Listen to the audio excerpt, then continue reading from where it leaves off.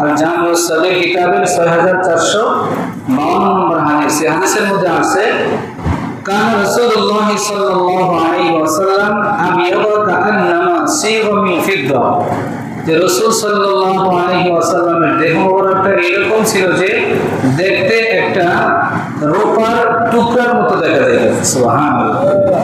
সাদা রূপা যেরকম সুন্দর দেখা যেত, রাসূলের দেহ মোবারকটাকে এরকম সুন্দর দেখা যেত। এত সুন্দর করে আল্লাহ তাআলা বানাইছেন। এই বিবরণটা আমরা একবারে হাদিস থেকে পুরোপুরি শুনবো, খুব খেয়াল করে শুনবো ইনশাআল্লাহ। এবার আসেন রাসূলের মাথা মোবারকটা কেমন ছিল। তিরমিজি শরীফের 3637 নম্বর হাদিস। এই হাদিসের মধ্যে পাওয়া যায়, হাদিসটি বর্ণিত হযরত আলী রাদিয়াল্লাহু তাআলা আনহু থেকে। عن علي بن ابي طالب رضي الله تعالى عنه قال كان النبي صلى الله عليه وسلم ضخم رأسي, রাসূল সাল্লাল্লাহু আলাইহি ওয়াসাল্লামের মাথাটা তুলনামূলক স্বাভাবিক আমাদের চাইতে একটু বড় ছিল। সুবহানাল্লাহ। একটু বড়, দেখতে অনেক সুন্দর লাগতো। আল্লাহ। এরপরে মাথার ভিতরে চুল, সংক্ষেপে আগে গেছি যেহেতু আলোচনা একেবারে পা পর্যন্ত যায় ইনশাআল্লাহ। মাথায় চুল কিরকম ছিল এটা হাদিসে আসছে। হাদিসের কিতাবের মধ্যে একটি কিতাব আছে জাওয়াহিরুল মুসনাদ, এই কিতাবের 944 নম্বর হাদিস। কান রাসূলুল্লাহ সাল্লাল্লাহু আলাইহি ওয়াসাল্লাম কাসীরাশ শা'রির রাসি, রাসূলের মাথায় যে চুলগুলো ছিল এই চুলগুলো অধিক ঘন ছিল, দেখতে অনেক সুন্দর। সুবহানাল্লাহ। আমাদের তো অনেক সময় চুল একটু বয়স হইলে এমনিও পড়ে যায়, ঠিক না, কেমন টাক হয়ে যায়। রাসূল সাল্লাল্লাহু আলাইহি ওয়াসাল্লামের চুলগুলো একেবারে ঘন ছিল। এরপরে আমরা আরেকটি হাদিস শুনবো, মুসলিম শরীফের 2347 নম্বর হাদিস। চুল মোবারক কিরকম ছিল, যেমন রাসূল চুল কিন্তু 3 তরিকায় রাখতেন বাপের ক্ষেত্রেও। একটা হচ্ছে 2 কানের মাঝখান, আর একটা হচ্ছে কান এবং ঘাড়ের মাঝখান, কান এবং কাঁধের মাঝখান, আর একটা হলো কাঁধ বরাবর। 3টা বর্ণনা আছে।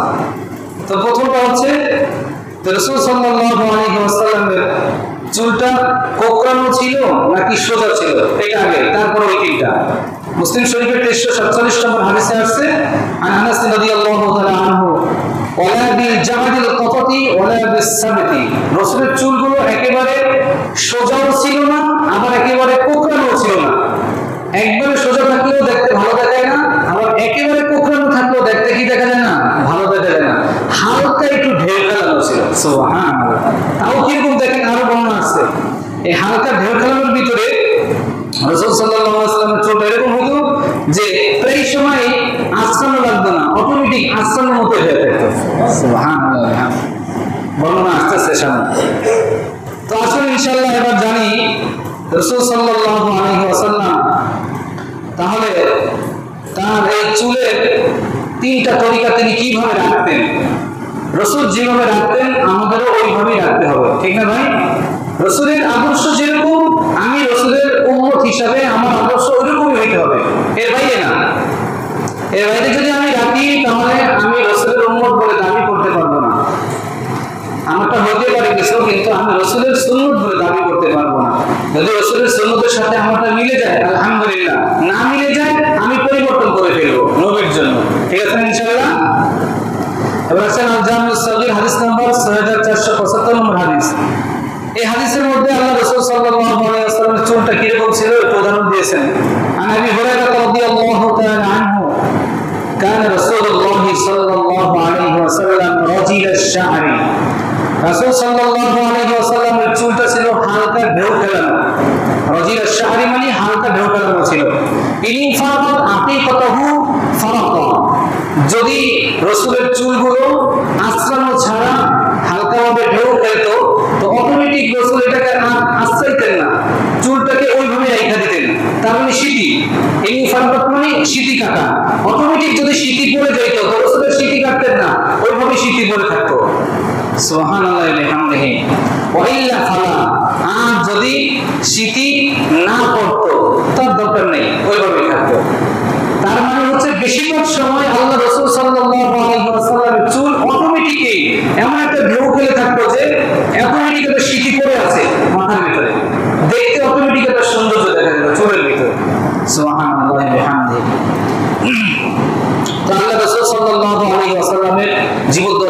কিছু চুল এবং দাড়ি মোবারক পেকে গিয়েছিল। আমরা জানি যে কতগুলো পেকে ছিল, এই ব্যাপারে হাদিসে আছে। মুসলিম শরীফের 5978 নম্বর হাদিসে কদ শামিকা মুকদ্দামু রাসিহি, রাসূল সাল্লাল্লাহু আলাইহি ওয়াসাল্লামের সামনের ভাগে, চুলের যে সামনের ভাগ আছে, মাথার সামনের ভাগে কিছু চুল পেকে গিয়েছিল। এবং কিছু দাড়ি পেকে গিয়েছিল। তাহলে কিছু চুল এবং কিছু দাড়ি পেকে গিয়েছিল। ওকানা ইদা ইদ্দাহানা, যখন নবীজি তেল মোবারক ব্যবহার করতেন, লাম ইয়াতাবাইয়ান, তখন ওই পাকা চুল এবং পাকা দাড়িটা চিনা যাইতো না, ওটার সাথে মিশে যেত। তার মানে অল্প পাকছে, ঠিক না, অল্প। ওয়াইদা শাইসা রাসুহু তাবাইয়ান, আর যদি কখনো তেল ব্যবহার না করতেন, ওই সময়টা দেখা যেত যে কিছু কিছু দাড়ি এবং চুল মোবারক দেখা যায় পেকে গেছে। হাদিস থেকে বোঝা যায় নবীজি চুলকে খুব যত্ন করতেন, খুব ভালোবাসতেন। বাবরি যেহেতু, আমরা যারা বাবরি রাখি, অনেকে রাখে মাশাআল্লাহ, বাবরি একটা সুন্নাহ, তো সুন্নাহ রাখতে গেলে এটার ভিতরে অনেক, আমিও গত বছর আমার বাবরি ছিল, কেটে ফেলেছি এই বছর, গরম লাগে অনেক। তো বাবরির অনেক কাজ আছে, চুলকে যত্ন করতে হবে, দাড়িকে যত্ন করতে হবে, সব যত্ন করে পরিপাটি রাখতে হবে, দেখতে যেন পাগলের মতো না দেখায়, সুন্দর দেখতে হবে, খুব যত্ন করতে হবে, যত নবীর সুন্নাহ এটা। আল্লাহ আমাদেরকে তৌফিক দান করেন, আমিন। এখন আসুন, যে কথা আমি একটু আগে বলেছিলাম, চুলের পরিমাপ, রাসূল চুল কতটুকু রেখেছেন, রাসূল থেকে 3টা বর্ণনা পাওয়া যায়। কয়টা? 3টা। আমি আগে একটু বলে দিই, তারপরে হাদিসটি বলতেছি। একটা হচ্ছে এই কানের অর্ধেক বরাবর, কানটা যতটুকু তার অর্ধেক বরাবর চুলটা আসছে, সম্পূর্ণ চুল এইদিকে গিয়ে কানের অর্ধেক পর্যন্ত। আরেকটা বর্ণনা হচ্ছে কান এবং কাঁধ, এই দুইটার মাঝ বরাবর ঘাড়। আরেকটা হলো কখনো কখনো নবীজির চুল এই ঘাড় মোবারক পর্যন্ত আসতো, এর বাইরে না, এই 3টার বাইরে চুল যেত না। অতএব আমাদের লক্ষণীয় বিষয় হচ্ছে, আমরাও যদি আগে এই পর্যন্ত, আর না হয় ঘাড় পর্যন্ত, আর না হয় কাঁধ পর্যন্ত। আল্লাহু আকবার। মুসলিম শরীফের হাদিস 5993 নম্বর হাদিস। আল্লাহ রাসূল সাল্লাল্লাহু আলাইহি ওয়াসাল্লামের চুলের পরিমাপের ব্যাপারে যে প্রথম কথাটি এসেছে, মুসলিম শরীফের 5963 নম্বর হাদিসে, আনাস রাদিয়াল্লাহু তাআলা আনহু قال, আনাস রাদিয়াল্লাহু তাআলা আনহু তিনি বলতেছেন, কানা শাআর রাসূলিল্লাহি সাল্লাল্লাহু আলাইহি ওয়াসাল্লাম ইলা আনসাফি উজনাইহি, রাসূল সাল্লাল্লাহু আলাইহি ওয়াসাল্লামের চুলগুলো এতটুকু বড় ছিল যে ইলা আনসাফি উজনাইহি, দুই কানের মধ্য পর্যন্ত এসে পড়তো। দুই কানের কোন পর্যন্ত? মধ্য পর্যন্ত, এই কানের মধ্য পর্যন্ত এসে পড়তো। এবার আসেন 2 নম্বর বর্ণনা, বুখারী শরীফের 5905 নম্বর হাদিস। এটা হচ্ছে কতাদা রাদিয়াল্লাহু তাআলা আনহু থেকে হাদিসটি আছে। আন কতাদা রাদিয়াল্লাহু তাআলা আনহু قال سألت أنس بن مالك, কতাদা রাদিয়াল্লাহু তাআলা আনহু থেকে বর্ণিত, তিনি বলেন, আমি একদিন আনাস ইবনে মালিককে জিজ্ঞাসা করলাম, আন শা'রি রাসূলিল্লাহি সাল্লাল্লাহু আলাইহি ওয়াসাল্লাম, যে রাসূল সাল্লাল্লাহু আলাইহি ওয়াসাল্লামের চুল মোবারক কেমন ছিল। কতাদা রাদিয়াল্লাহু তাআলা আনহু জিজ্ঞাসা করছে হযরত আনাস ইবনে মালিক রাদিয়াল্লাহু তাআলা আনহুকে, যে নবীজির চুল মোবারক কতটুকু লম্বা ছিল। ফাকালা, তো আনাস ইবনে মালিক রাদিয়াল্লাহু তাআলা আনহু তিনি বললেন, কানা শা'রু রাসূলিল্লাহি সাল্লাল্লাহু আলাইহি ওয়াসাল্লাম রাজিলা। তিনি 3টা কথা বলছে। প্রথমত, রাজিলা মানে মধ্যম পন্থা, রাসূলের চুল স্বাভাবিক মধ্যম ছিল, লাইসা বিসাবিতি ওয়ালা জাবি, একবারে কোকড়ানো না, আবার একবারে সোজাও না। এরপরে যে কথাটা এখানে উদ্দেশ্য, সেটা বাইনা উজনাইহি ওয়া আতিকিহি, অর্থাৎ রাসূল সাল্লাল্লাহু আলাইহি ওয়াসাল্লামের চুলগুলো দুই কান ও দুই কাঁধের মাঝ পর্যন্ত পড়তো। দুই কান এবং দুই কাঁধের, এই দুই কান এবং দুই কান, এটার মাঝখানে জায়গা কি? ঘাড়। তাহলে 2 নম্বর আসলাম।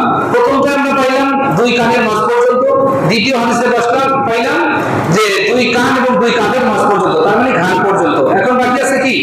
কাঁধ পর্যন্ত। আসুন কানের হাদিস।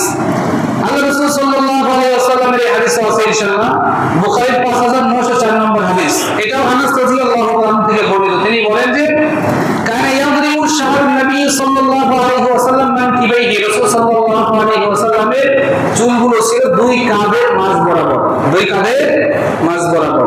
তাই হাদিস পাওয়া গেল কয়টা? এটাকে আরবিতে বলা হয় জুম্মা আফরা লিম্মা। 3 তরিকা, চুলের কয় তরিকা? 3 তরিকা, জুম্মা আফরা লিম্মা। 3 তরিকার ভিতরে একটা হলো দুই কানের মাঝ পর্যন্ত মতো সোজা হিসাব। এই তিনের ভিতরেই বাজি রাখার সুন্নাত তরিকা। আল্লাহ আমাদের তৌফিক দান করেন, বলেন আমিন। এখন আসে নবীজির চেহারা মোবারক। এই পর্যন্ত গেল নাকি? মাথা গেল, দাড়ি গেল, পাকা চুল গেল, এবার হচ্ছে কি চেহারাটা কি এরকম ছিল। সহিহ বুখারী শরীফের 3549 নম্বর হাদিস, عن أبي إسحاق رضي الله تعالى عنه, আবি ইসহাক রাদিয়াল্লাহু তাআলা আনহু থেকে বর্ণিত, قال তিনি বলেন, সামিউতুল বারা, আমি বারা ইবনে আযিব রাদিয়াল্লাহু তাআলা আনহু থেকে শুনছি। কি শুনছে? ইয়াকুলু, সে বলেছিল, কানা রাসূলুল্লাহ সাল্লাল্লাহু আলাইহি ওয়াসাল্লাম আহসানান নাসি ওয়াজহা, রাসূল সাল্লাল্লাহু আলাইহি ওয়াসাল্লামের চেহারা মোবারকটা পৃথিবীতে আল্লাহ যত মানুষ বানিয়েছেন, কানা আহসানান নাসি ওয়াজহা, পৃথিবীর সমস্ত মানুষের চেহারার চাইতে নবীর চেহারাটা সবচেয়ে বেশি সুন্দর ছিল। হাদিসটা খেয়াল করছেন?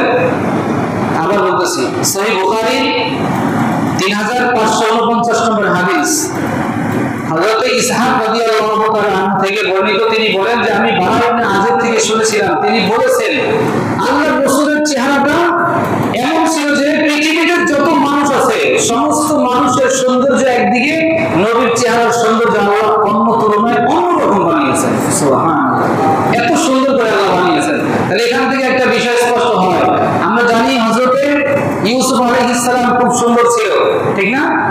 নবীদের ভিতরে ইউসুফ নবী অনেক সুন্দর ছিল, তাই বলে কি আমাদের নবীর চাইতে সুন্দরের দিকে বেশি নাকি?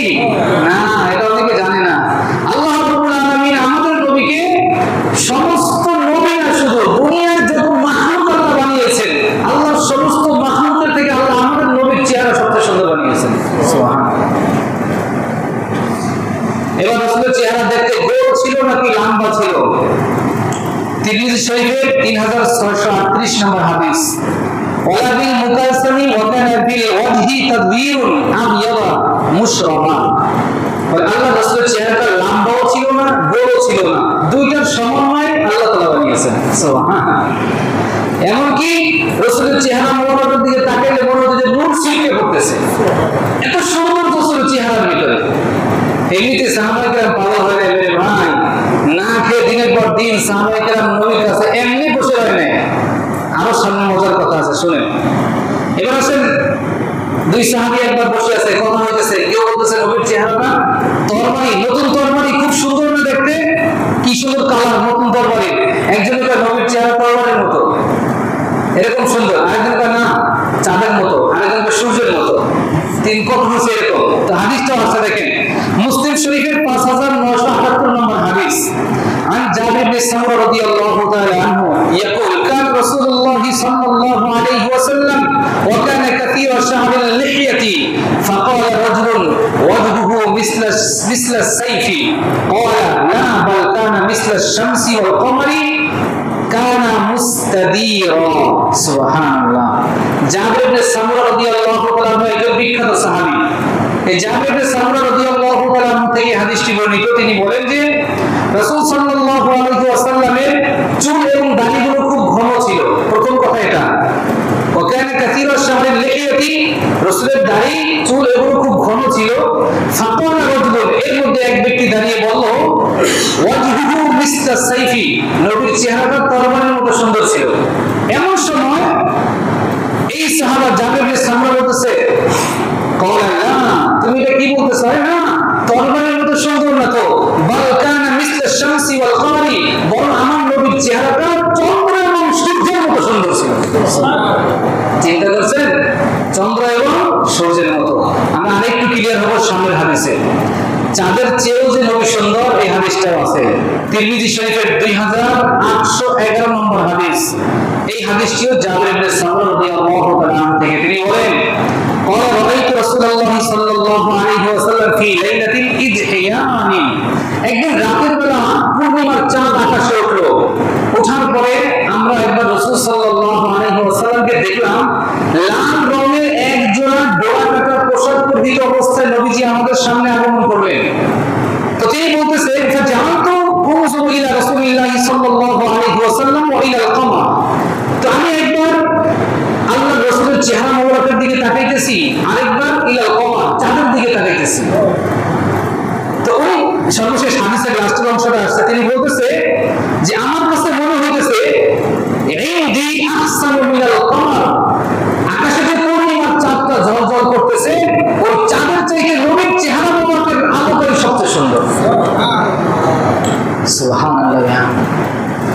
এই জন্য তো মাঝে মধ্যে মনে সান্ত্বনা পায় যে আবু হুরায়রা রাদিয়াল্লাহু তাআলা আনহু এর মতন সাহাবা দিনের পর দিন না খেয়ে পাগলের মতো কেন নবীর দরবারে শুয়ে ছিল? হ্যাঁ, কেন নবীর দরবারে না খেয়ে পড়েছিল? বেহুশ হয়ে গেছে আবু হুরায়রা, মানুষের ঘাড়ের মধ্যে পাড়াইতেছে, বলে মির্গি বেড়া মরছে। না, আমি তো ক্ষুধার যন্ত্রণায় পড়ে আছি, নবীর দরবার ছাড়তেছি না, নবীর মোবারক চেহারা দেখতে পারবো না, একটা হাদিস ছুটে যাবে, নবীর সংস্পর্শ ছুটে যাবে, এই জন্য এখান থেকে যাই না। মূলত আমার রোগ নেই কোনো। আল্লাহু আকবার। এই জন্য ভাই নবীর চেহারা এগুলো আমাদের মানবতাকে বলা। নবীর দেহটা কিরকম ছিল, মাথা থেকে পা পর্যন্ত একটা মানবকে যদি বোঝাতে পারি আমি, তো এই মানব কখনো নাটক সিনেমা দেখবে না। সেই নাটক সিনেমা দেখে বিভিন্ন নায়ক নায়িকাদের আজকে অনুসরণ করতেছে। আরে আমার নবী কেমন ছিলেন শোনা, সামাল তিরমিজি কিতাব, তারপরে একটা বাংলা পাওয়া যায়, বলে শোনা যে আমার নবী এরকম ছিল, আমার নবীর চাইতে উত্তম মর্যাদা, উত্তম চরিত্রওয়ালা, উত্তম সুন্দরওয়ালা পৃথিবীর আর কাউকে মানে না। তুমি কার অনুসরণ করতেছো আর কার কথা ভাবতেছো? এবার আসুন রাসূল সাল্লাল্লাহু আলাইহি ওয়াসাল্লামের চেহারা গেল, এবার রাসূলের কপাল, তারপর রাসূলের ভুরু, এগুলো কিরকম ছিল এগুলো আমরা হাদিস থেকে শুনবো ইনশাআল্লাহ। আর জামিউস সাগীর হাদিস নম্বর 6475 নম্বর হাদিস। এই হাদিসের মধ্যে প্রথমে আসছে ইয়াতালাহু ওয়াজহুহু তালাআলু আল কমারি লাইলাতুল বদর। রাসূলের চেহারাটা প্রায় সময় আকাশের চাঁদ যেরকম ঝলঝল করে, রাসূলের চেহারাটাও সে তালাআলু এরকম ঝলঝল করতে থাকতো। সুবহানাল্লাহ। দুই নম্বর ওয়াসিআল জাবিল, রাসূলের কপাল মোবারকটা ছিল প্রশস্ত। মানুষের সাধারণ কপালের তুলনায় রাসূলের কপালটা ছিল প্রশস্ত, অনেকটা প্রশস্ত ছিল। এরপরে ভুরু মোবারক আজাজ্জাল হাওয়াজিবি সাওয়াবিবা ফি গায়রি কারমিন বাইনাহুমা আইকুন ইউদাউরুল গদাব। সুবহানাল্লাহি ওয়া বিহামদিহি। আজাজ্জাল হাওয়াজিবি, রাসূলের দুইটা ভুরু ছিল চিকন এবং সরু, মোটা, চিকন করে একবারে লম্বা ছিল, এবং একটার সাথে আরেকটা মিলানো ছিল না, দুইটা আলাদা ছিল। আবার আরেকটা কাহিনী কি, ফি গায়রি ইরকিন ফি গায়রি কারমিন, কোন প্রকার মাঝখানে একবার লাগানো ছিল না, আলাদা ছিল। এই দুইটার মাঝখানে আবার আল্লাহ তাআলা বাইনাহুমা ইরকুন, সুন্দর একটা রগ দিছিল। রগ ছিল, রগ। এই দুইটা ভুরুর মাঝখানে একটা রগ ছিল, যে রগটা আল্লাহ রাসূল যখন কখনো ইউদাউরুল গদাব, কোন বিষয় যখন রাগ করতেন, আসলে একটা রাগের বিষয়, যখন কোনো বিষয় রাগ করতেন, দুই ভুরুর মাঝখানে যে রগটা আল্লাহ তাআলা দান করেছিলেন, ওই রগটা ফুলে যেত, দেখতে আরো সুন্দর লাগবে। সুবহানাল্লাহ। এজন্য মেরে ভাই, আল্লাহ রাসূল সাল্লাল্লাহু আলাইহি ওয়াসাল্লামের প্রত্যেকটা বিষয়, আমি মনে করি এখান থেকে আজকে যতগুলো বিষয় আমরা শুনবো, অন্তত বাংলাগুলো তো মনে থাকবে যে দাড়িটা এরকম ছিল শুনছিলাম, চোখটা এরকম ছিল, চেহারাটা এরকম ছিল, দাঁতটা এরকম ছিল, দাঁতের বর্ণনা আসতেছে, হ্যাঁ, তারপরে চেহারার গোল নাকি লম্বা ছিল, দাড়িটা কিরকম ছিল, এরকম এক একটা জিনিস যদি আমাদের বাচ্চাদেরকে শিখায়, ছোট ছোট বাচ্চা যারা আছে, এই তুমি বলো তো নবীজির দাড়ি চুল কি পেকেছিল নাকি পাকে নাই, তো ও যদি আমি শিখাই কয়েকটা পাক ছিল, ওইটাই শিখবে। নবী কিরকম ছিল, পূর্ণিমা চাঁদের মতো ছিল, ওইটাই শিখবে। আমার নবী পূর্ণিমা চাঁদের মতো ছিল, কি শিখবে না? অবশ্যই শিখবে। এজন্য আমরা বাচ্চাদেরকে এগুলো একটা একটা করে যতটুকু আমাদের মনে থাকে এটা আমরা শেখানোর চেষ্টা করব। আল্লাহ আমাদেরকে এটাও তৌফিক দান করেন, বলেন আমিন। এবার আসেন রাসূল সাল্লাল্লাহু আলাইহি ওয়াসাল্লামের চোখ মোবারক। চোখ মোবারকটা কিরকম ছিল? হাদিসের মধ্যে আছে, সহিহুল আদাবুল মুফরাদ হাদিসের একটি কিতাব, সহিহুল আদাবুল মুফরাদ। এই কিতাবের মধ্যে আছে 988 নম্বর হাদিসে যে রাসূল যে ডাগর বিশিষ্ট চক্ষু বলে না, ডাগর চক্ষু বিশিষ্ট বলে নাকি, যাদের সুন্দর চোখ, দেখেন এটাই আছে হাদিসে।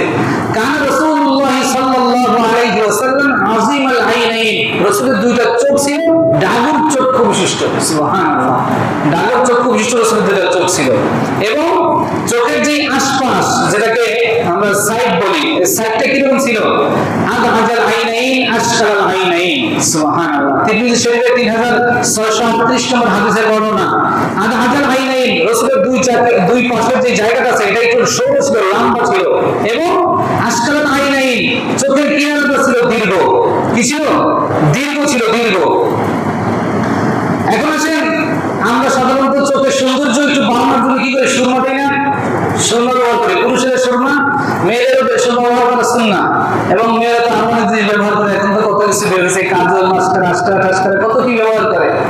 রাসূলের সুন্নাহ এবং রাসূলেরটা কিরকম ছিল দেখেন। আল্লাহ রাসূল বলতেছে, সাহাবায়ে কেরাম বলতেছে যে রাসূলের চোখ যখন আমরা তাকাইতাম চোখের দিকে, তো তারা প্রথম ভাবতো যে মনে হয় কি নবীজি সুরমা দিয়ে আসছে, কিন্তু না। দেখেন তিরমিজি শরীফের হাদিস 3638 নম্বর হাদিস। এটাও জাবের বিন সামরা রাদিয়াল্লাহু তাআলা থেকে বর্ণিত। তিনি বলেন, আন জাবের বিন সামরা রাদিয়াল্লাহু তাআলা আনহু কখনো ইদা নাযারতু ইলাইহি, কয় কখনো আমি যখন নজর করতাম ইলাইহি, নবীর চেহারার দিকে, কুনতু নাযারতু ইলাইহি, যখন আমি নবীর চেহারার দিকে নজর করতাম, তো দেখতাম যে আতহাল আইনাইনি, নবীজির চেহারা দেখা যায় মনে হয় সুরমা লাগানো, সুরমা লাগানো। তো ভালো করে খেয়াল করে তাকায় আছি, ওয়ালাইসা বিআতহালা, অথচ নবীজি সুরমা লাগায় নাই। নবীজি কি করে নাই? সুরমা লাগায় নাই। কিন্তু ভালো করে তাকায় দেখি নবীর চেহারা দুটো আল্লাহ এমন সুন্দর করে বানাইছে, অটোমেটিক আল্লাহ সুরমা চোখে দিয়ে গেছে। সুবহানাল্লাহ, আল্লাহু আকবার। এত সুন্দর করে আল্লাহ তাআলা আমার নবীকে, আপনার নবীকে বানাইছেন। এবার আসলে নবীজির নাক এবং গাল এগুলো কেমন ছিল? হাদিসে আছে। আসলে আমরা একটা একটা করে সব শুনি ইনশাআল্লাহ। আল জামিউস সগীর হাদিস নম্বর 6475 নম্বর হাদিস। এই হাদিসে তিনটা বর্ণনা, নাক, গাল এবং দাঁত। এক হাদিস থেকে তিনটা শুনবো, খেয়াল করি আমরা। এক নম্বর, আতলাল ইলমিনা লাহু নূরুন ইয়ালুহু ইয়াহসানুহু, রাসূল সাল্লাল্লাহু আলাইহি ওয়াসাল্লামের নাক মোবারকটা তুলনামূলক একটু উঁচা ছিল। কি ছিল? সরু ছিল, উঁচা ছিল। এবং এই নাকের এই পাশ এবং এই পাশ, এই দুইটার মাঝখানে এমন মনে হতো যে এখান থেকে আল্লাহ রাসূলের এই হাদিসের মধ্যে পাওয়া যায়, আপনার ইলমিনা লাহু নূরুন, নূর তো বোঝেন, লাহু নূরুন ইয়ালুহু, মনে হতো নাকের মাঝখান দিয়ে নূর ছিটকে পড়তেছে। সুবহানাল্লাহ। সাহলাল খাদ্দাইন, গাল মোবারক কেমন ছিল? সাহলাল খাদ্দাইন, দুইটা গাল সমান ছিল। কি ছিল? এরকম অনেকে আপনার বেশি কষ্ট হলে খারাপ দেখা যায় গালের ভিতরে, না, গাল ছিল খুব সুন্দর। এরপরে দাঁতগুলো কিরকম ছিল দেখেন, মুফাল্লাজাল আসনান, সামনের যে দাঁতগুলো ছিল নবীজির, সামনের দাঁতগুলো হালকা একটু একটু ফাঁকা ছিল। একেবারে হালকা একটু একটু কি ছিল? হালকা একটু একটু ফাঁকা ছিল। রাসূল যখন হাসতেন মনে হতো কি মনোমুক্তা ঝরতেছে দাঁতের ফাঁকা দিয়ে। সুবহানাল্লাহ, এত সুন্দর ছিল দাঁতগুলো। এবার আসুন নবী সাল্লাল্লাহু আলাইহি ওয়াসাল্লামের লালা মোবারক, থুতু মোবারক, যেটাকে আমরা সেট বলি, এইটা কিরকম ছিল? মজার একটা হাদিস। এই হাদিসটা বেশ লম্বা। হাদিসটা একটু খেয়াল করে আমরা শুনবো। বুখারী শরীফের 4210 নম্বর হাদিস। আমি আগে আরবিটা একটু বলি, তারপরে বাংলাটা আমি সুন্দর মতো আপনাদেরকে বুঝিয়ে দেব নবীজির লালা মোবারকের ভিতরে কিরকম বরকত এবং কিরকম সুন্দর ছিল। عن سعد بن سعيد رضي الله تعالى عنه أن رسول الله صلى الله عليه وسلم قال يوم خيبر لأعطين هذه الراية غدا رجلا يفتح الله على يديه يحب الله ورسوله ويحبه الله ورسوله. قال سهل فبات الناس يذوقون ليلتهم أيهم يعطاها فلما أصبح الناس غدوا على رسول الله صلى الله عليه وسلم كلهم يرجو أن يعطاها. فقال أين علي بن أبي طالب؟ فقيل هو يا رسول الله يشتكي عينيه. قال فأرسلوا إليه فأوتي به فبسط رسول الله صلى الله عليه وسلم في عينيه ودعا له فبرأ حتى كأن لم يكن به وجع إلى آخر الحديث. এই হাদিসটা অনেক বড়, আমি এতটুকু লিখে আছি। এই হাদিসটা সাহাব ইবনে সাদ রাদিয়াল্লাহু তাআলা আনহু থেকে বর্ণিত। তিনি বলেন, খাইবারের যুদ্ধ যেদিন হবে, খাইবার, এবার আমার দিকে তাকান সবাই, খাইবারের যুদ্ধ যেদিন হবে, আগের দিন রাতে সাহাবীদেরকে রাসূল পরামর্শ করতেছেন। তো বলতেছেন, শোনো, আগামীকাল খাইবারের যুদ্ধের ঝান্ডা আমি এমন এক ব্যক্তির হাতে তুলে দিব যার হাতে আল্লাহ তাআলা খাইবার যুদ্ধের বিজয় দান করবেন। সুবহানাল্লাহ। এই কথা বলে সাহাবায়ে কেরামদেরকে ছুটি দিয়েছেন। সারা রাত সাহাবাদের ঘুম আছে, হাই ঝামটা আল্লাহ রাসূল উঠে দিবে, সবাই শুধু আশা, মনে হয় আমার দিকে, মনে হয় আমার দিকে, এই বলে সারা রাত আর ঘুম নাই। একের পর এক সাহাবায়ে কেরাম সারা রাত পার করতেছে, আর তাদের মনের ভিতরে জল্পনা কল্পনা, না যেন নবী আমাকে এটা দিয়ে দেয়, সকালবেলা না যেন নবী আমাকে দিয়ে দেয়। সাহাবায়ে কেরাম সারা রাত ঘুমে পার করেন নাই, একে অপরের সাথে শুধু কানাঘুষা করে। ফজরের সময় যখন হয়ে যায়, আল্লাহ রাসূল সাল্লাল্লাহু আলাইহি ওয়াসাল্লামের সামনে চলে আসে। আল্লাহ রাসূল সাল্লাল্লাহু আলাইহি ওয়াসাল্লাম দেখে সাহাবায়ে কেরাম সবাই গুনগুন করতেছে। ফজরের পরে সবাইকে বলতেছে, আমার সাহাবা আবু তালেব, তার আবু তালেবের ছেলে আলী কোথায়? আইনা আলী ইবনে আবি তালেব, আবু তালেবের ছেলে হযরত আলী কোথায়? সাহাবায়ে কেরাম বলে, ইয়া রাসূলুল্লাহ, আপনার সাহাবা হযরত আলীর চোখে একটা রোগ হয়েছে, যার কারণে সে এখানে আসতে পারে না, ওই জায়গায় শুয়ে আছে। আল্লাহ রাসূল বলেন, যাও তাড়াতাড়ি তাকে নিয়ে আসো আমার সামনে। হযরত আলী রাদিয়াল্লাহু তাআলা কে মর্মে খবর দেওয়া হলো, আল্লাহর পয়গম্বর আপনাকে ডাকতেছেন। হযরত আলী রাদিয়াল্লাহু তাআলা রাসূলের সামনে আসেন, আসার পর বলতেছে, হে আলী, তোমার কি হয়েছে?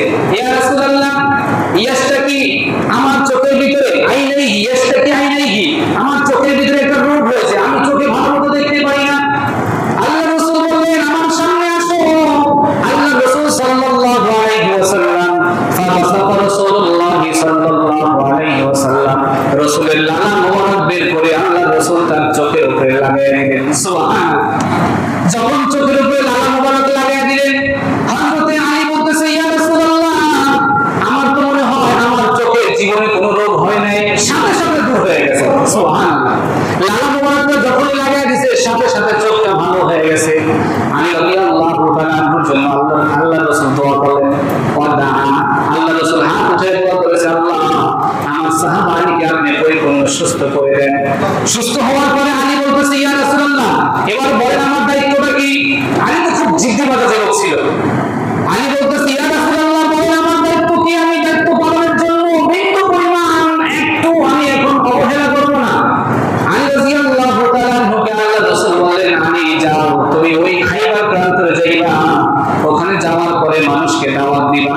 আলী বলতেছে, ইয়া রাসূলুল্লাহ, তারা তো আমাদের তুলনায় এখন কাফের, আমরা মুসলমান, তারা কাফের, তো এখন আমাদের সাথে তাদের তো কোনো মিল নাই, এখন তাদের সাথে কি ডাইরেক্ট যুদ্ধ করবো গিয়ে মারবো নাকি? না, হ্যাঁ আলী শোনো, আগে তাদেরকে গিয়ে বুঝাইবা, তাদেরকে দাওয়াত দিবা। আলী শুনে নাও, তোমার কথায় যদি একজন মানুষ কালেমা পড়ে মুসলমান হয়, তাহলে তুমি আমাদের লাল বর্ণের সবচেয়ে উত্তম উট যেটা আছে, এই লাল বর্ণের উটের চাইতে উত্তম প্রতিদান আল্লাহ তোমার আমলনামা দান করে দিবে। আগে গিয়ে যুদ্ধ করবো না, আগে দাওয়াত দিবা। কি করবা? আগে দাওয়াত দিবা। এই জন্য ভাই দাওয়াতের আমলটা খুব গুরুত্বপূর্ণ একটা ইবাদত। এই জন্য দেখেন না, দাওয়াত তাবলীগের মেহনতের সাথী ভাই যারা আছে, তারা বলেন একটা কথা বলে, কয় পানির জন্য মাছ যেমন জরুরি, এই দিনের জন্য দাওয়াত ওইরকম জরুরি। পানি যেমন মাছ ছাড়া চলতে পারে না, দিন ওইরকম দাওয়াত ছাড়া কোনোদিন চলতে পারে না। একটা পাখি দুটো ডানা না করে কিন্তু উঠতে পারে না, পারেনি কোনোদিন, কখনোই সম্ভব না। ঠিক এই দিন আল্লাহ রাসূল দাওয়াতের মাধ্যমে টিকিয়েছেন। আল্লাহ রাসূলের পুরো জিন্দেগিটা যদি আমরা তালাশ করি, মক্কার ভিতরে রাসূল 13টা বছর ছিলেন। প্রথমে কয় বছর? 13 বছর পর্যন্ত শুধু দাওয়াত দিয়েছেন, মাইর খাইছেন, পিটান খাইছেন। কতবার যে আবু জাহেলের বাড়িতে গিয়েছে, কিতাবের বর্ণনা এসেছে, আল্লাহ রাসূল সাল্লাল্লাহু আলাইহি ওয়াসাল্লাম ওই আবু জাহেলের বাড়িতে 1100 বার পর্যন্ত গিয়েছিলেন। কয়বার? 1100 বার গিয়েছিলেন। 1100 বার বারবার একটা কথাই বলছে, চাচা আপনি আমার রক্তের মানুষ, আপনি আমার রক্ত, আপনার দেহের মধ্যে আমার রক্ত আছে, আপনি আমার বংশের মানুষ, কুরাইশ বংশের মানুষ, আপনি আমার সামনে জাহান্নামের আগুনে জ্বলবেন, এটা আমি সহ্য করতে পারবো না।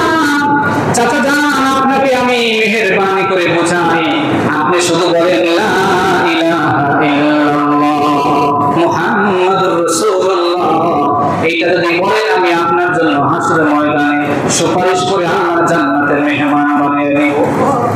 একই কথা বারবার কি দাওয়াত, এত দাওয়াত দেওয়ার কারণে আবু জাহেল বিরক্ত হয়ে সর্বশেষ একটা গর্ত খনন করলেন যে ভাতিজাকে এটার ভিতরে ফালায় মেরে ফেলবে। আল্লাহ রাসূল আসতেছেন, গর্ত তো নবী দেখে নাই, গর্ত বুঝে রাখছে ঘাস দিয়ে।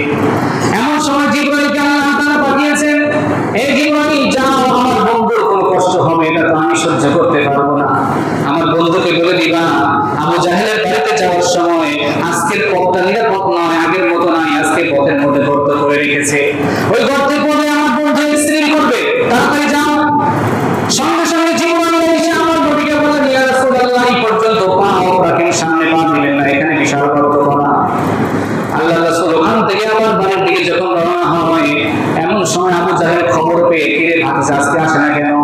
আবু জাহেল উঠা দৌড় দিয়ে যাওয়ার সময় আবু জাহেলের খবর নেই যে কত করছে, ও নিজেই পড়ে গেছে। এবার ওখানে পড়ার পরে এখন আবু জাহেলকে এত চেষ্টা করে কেউ উঠাইতে পারে না। তাড়াতাড়ি আবু জাহেলেরও এই ঈমান যে আমার বন্ধু, আমার ভাতিজা ছাড়া এখান থেকে আমাকে আর কেউ উঠাইতে পারবে না। সুবহানাল্লাহ। তাড়াতাড়ি যাও, মুহাম্মদের খবর দাও।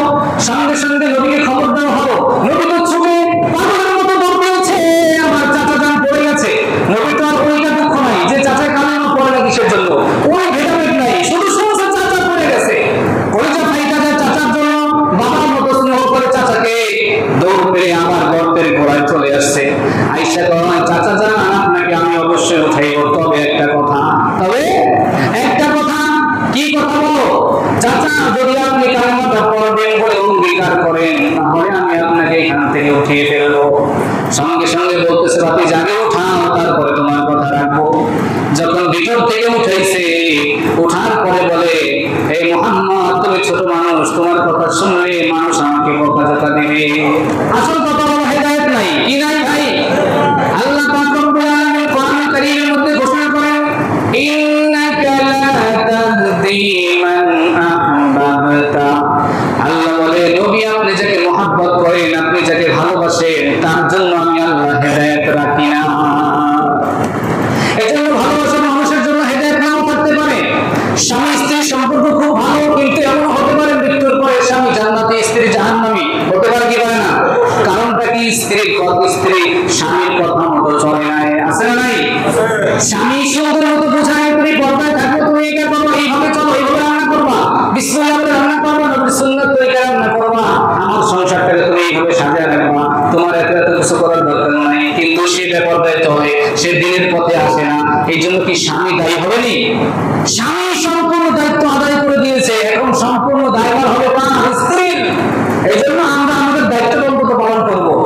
রাজি আছি তো ইনশাআল্লাহ? আল্লাহ আমাদের সবাইকে তৌফিক দান করবেন, আমিন। তো আমাদের আলোচনার বিষয় ছিল কি? রাসূলের থুতু মোবারক, মনে আছে নি? লালা মোবারক থেকে আলোচনাটা এদিকে আসছে যে লালা মোবারক এত দামি ছিল, শুধু আলী রাদিয়াল্লাহু আনহু চোখে লাগায় দিয়েছে, আর সাথে সাথে কি হয়ে গেছে ভাই? চোখটা ভালো হয়ে গেছে। আরেকটা মজার হাদিস শুনেন। রাসূল সাল্লাল্লাহু আলাইহি ওয়াসাল্লামের থুতু মোবারক থেকে মিশকে ঘ্রাণ আসতো। মুসনাদ আহমদ কিতাবের নাম। এই কিতাবের 18,838 নম্বর হাদিস। হাদিসের যতগুলো কিতাব আছে এর মধ্যে মুসনাদ আহমদ একটা অন্যতম কিতাব। এই কিতাবের মধ্যে প্রায় 27 থেকে 30,000 হাদিস আছে। সুবহানাল্লাহ। কতবার? 27 থেকে 30,000 হাদিস আছে মুসনাদ আহমদ কিতাবের ভিতরে।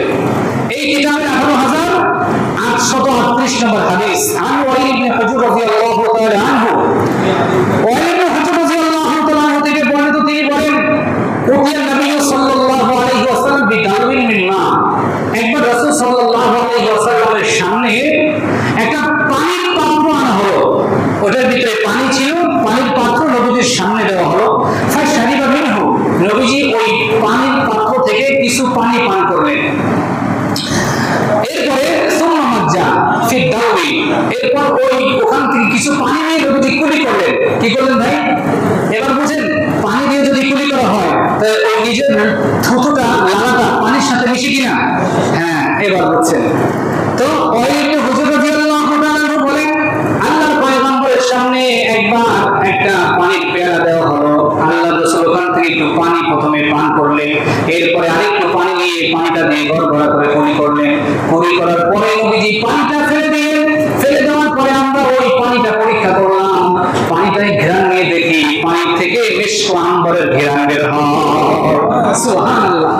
যেই পানিটা রাসূলের মুখের সাথে লাগছে, ওই পানিটা এত দামি হয়ে গেছে, মিশকের যেই ঘ্রাণ, পানির থেকে ওই ঘ্রাণ। এজন্য আমরা জানি রাসূলের ঘাম মোবারক দেখেও মিশকের ঘ্রাণ আসতো, ঠিক না? রাসূলের ঘামে মিশকের ঘ্রাণ, নবীজির লালা মোবারকের মিশকের ঘ্রাণ। আল্লাহ রাসূলকে আল্লাহ এত দামি করে বানিয়েছেন, মৃত্যু পর্যন্ত আল্লাহ বলে দিয়েছেন আমার নবীর শরীরের ভিতরে একটা মশা মাছি জীবনেও কোনোদিন বসার অনুমতি না। আসলে মশা মাছি কোনোদিন নবীর দেহ মোবারকে বসে না। আল্লাহ রাসূল সাল্লাল্লাহু আলাইহি ওয়াসাল্লাম কথা মাঝখানে বলে দিই, মনে করছে আল্লাহ রাসূল সাল্লাল্লাহু আলাইহি ওয়াসাল্লাম এখনো নবুয়ত পান নাই। তার আগে একটা কথা বলতেছি, হযরত আম্মা খাদিজা রাদিয়াল্লাহু তাআলা আনহা ব্যবসা করতেছে।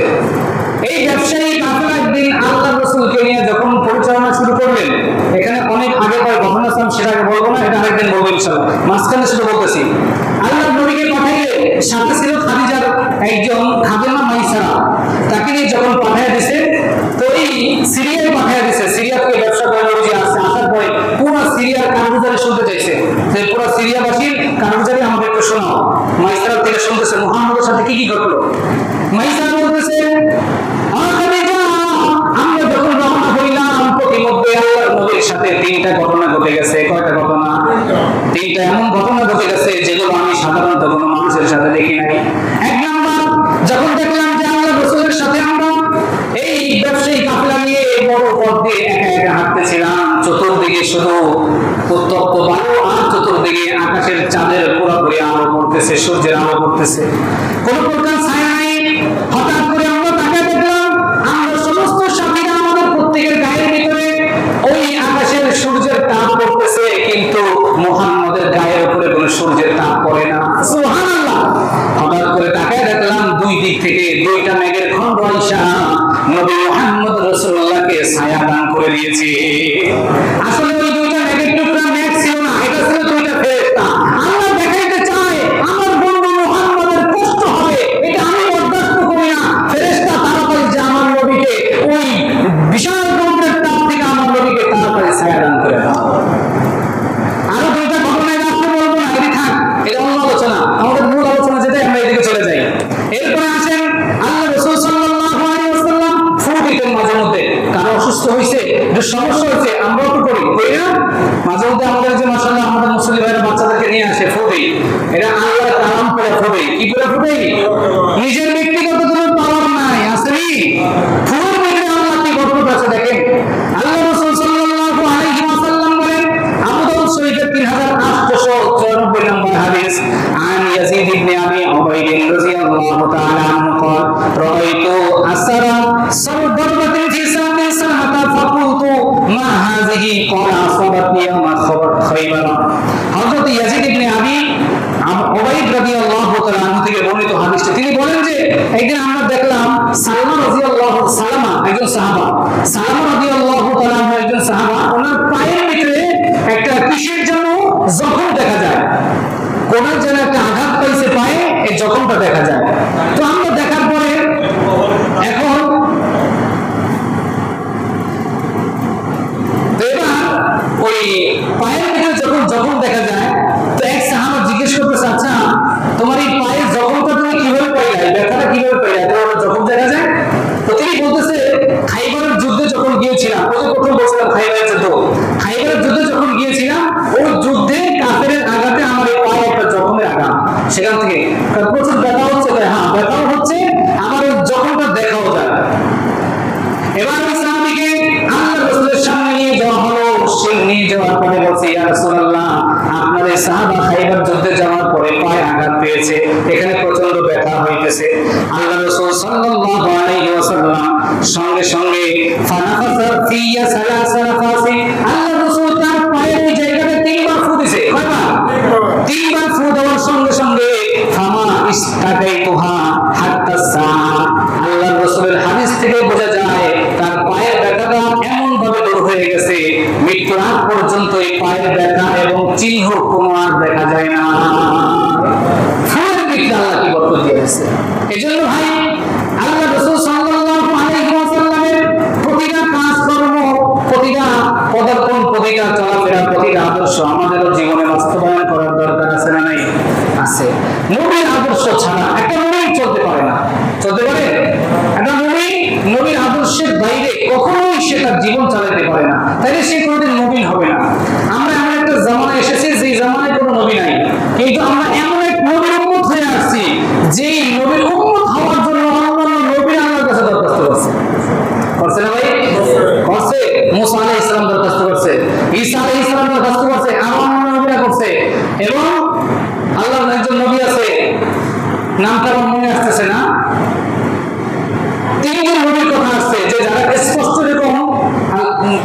কাছে দরখাস্ত করেছিল যে আমাদেরকে উম্মত হয়ে পাঠান। এর মধ্যে শুধু ঈসা আলাইহিস সালামটা কবুল হয়েছে, তিনি এই জন্য আরেকবার আসবেন এই লোকের উম্মত হয়ে। মুসা আলাইহিস সালাম বলছে তারটা কবুল হয় নাই, ঈসা আলাইহিস সালামটা কবুল হয়েছে। আরেকটা দানিয়েল আলাইহিস সালাম মনে হয়েছে, দানিয়েল